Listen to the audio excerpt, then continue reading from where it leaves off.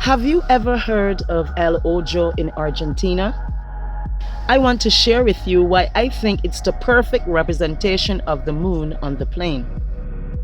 A precise cut, rotating island floating in a lake. No one seems to understand how this floating piece of land makes its daily movement. Satellite image analysis confirms Newspiller's discovery. As I go through the historical imagery, I can actually watch it move, as if it's following a pattern around the lake. The historical images show the eye has been here and moving for 20 years. Every day, the island was in a different position. I believe there's something that's actually pulling the island around the lake. And there have been mystical sightings of lights around the area at certain times.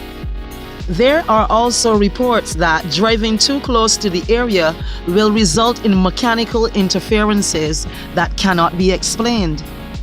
Although seeming impossible for man to explain or to construct.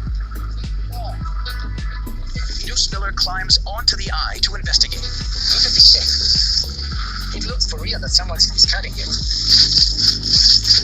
It's like floating. Look at this, the carpet. It's like a carpet.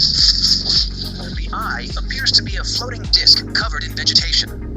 Newspiller looks for clues as to how it was formed. We are trying to go there, use a small underwater camera, and see if we can have some pictures. We are also trying to see if there's something human built or something. Newspiller can find no evidence that the eye is man-made. But if it's natural, why is it so symmetrical, and why does it float?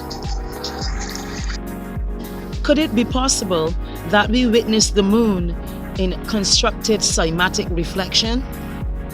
Designed in a literal magnetic basin, with the opposing force hidden in the floating land itself?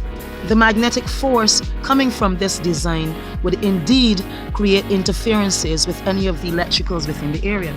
It would be able to maintain the green lush on the floating land, and would also explain why the water in the basin is much colder than normal for its temperature in the atmosphere. And if it is so designed, then we could lead to the thought that there must be an underground or hidden compartment with some type of computerized operation. Most of my discoveries of these ancient sites were truly not mere living quarters in my interpretation. They were created by the ancients to give life to one's manifested thought. There is energy in the physical. It is much like a fingerprint impression left in time and space, resulting in as above, so below.